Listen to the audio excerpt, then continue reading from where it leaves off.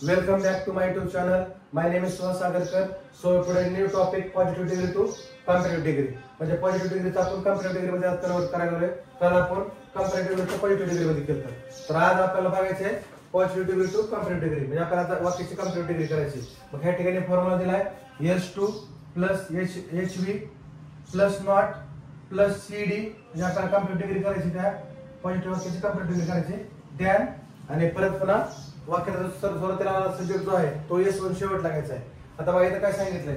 आता दिलेलं वाक्य पहिलं काय करायचं बघा. आता आपल्याला काय करायचं आहे, जर फॉर्म्युला बघितला तर सेकंड सब्जेक्ट ऍज नंतर जो सेकंड सब्जेक्ट आहे तो आपल्याला सुरुवातीला घ्यायचा आहे.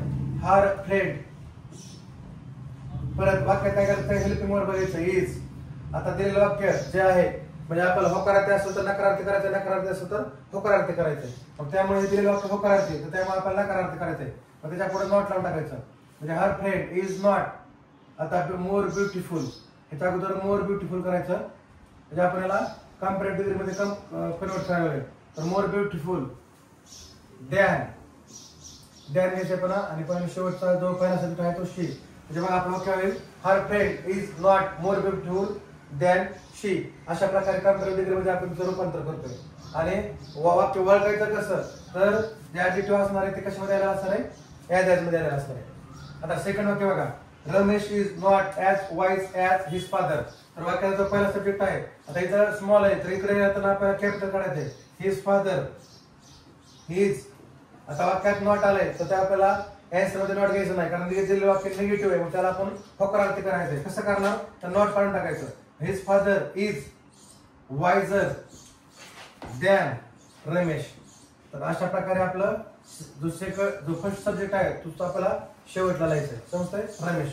परत बघा Ram is not as strong as Shyam. तर सुरुवातीला आधी सेकंड सब्जेक्ट घेत आहे श्याम इज. आता तिला वाक्य अनेक परत नकारार्थी तर त्यामध्ये आता आपल्याला पॉझिटिव्ह वाक्य करायचं, त्यामुळे त्याला घ्यायचं नाही. म्हणजे Shyam is stronger than Ram. तर अशा प्रकारचं आपलं वाक्य आहे. आणि परत पुन्हा she is as tall as her sister. सुरुवातीला काय येईल हर सिस्टर पुन्हा इज. परत आपल्याला आता दिलेलं वाक्य पॉझिटिव्ह आहे, कारण कशामुळे होतो तर नॉट नेव्हर सारखे शब्द आले आहेत तर त्यामुळं आपण त्याला पॉझिटिव्ह वाक्य म्हणतो. त्याला आपल्याला आता आन्सर मध्ये आपल्याला पॉझिटिव्ह निगेटिव्ह करायचंय. म्हणजे हर सिस्टर इज नॉट घ्यायचंय टॉलर टॉलर दॅन शी. अशा प्रकारची आपली हे कंपॅरेटिव्ह डिग्री होईल. हे चार वाक्य समजले. आता पाच वाक्य मला कोण सांगताय. You are you are not not poor poor. हा right. Poor than I. Than I. बरोबर, हे वाक्य बरोबर आहे. आणि वाक्यानुसार आपल्याला काय बघायचं आहे, हेल्पिंग वर्ब बदलायचे. आता एम हे प्रेझेंट टेन्स मध्ये इथं एम आले, पण यू हा आणि क्वेश्चन मध्ये येतोय तर त्यामध्ये त्याच्या पुढे आरच हेल्पिंग वर्ब यायला पाहिजे. तर वाक्यानुसार आपल्याला त्याला चेंज करायचं. समजतंय. पुढचं कोण वाक्य सांगतंय. Pencil is not. The pencil not is not Cheaper than cheaper the pen. than the pen. Right. हे वाक्य बरोबर आलेलं आहे. आणि लास्टचं वाक्य कोण सांगते आता. That poem is longer longer than the story. this story. तर हे पण वाक्य बरोबर आलेलं आहे.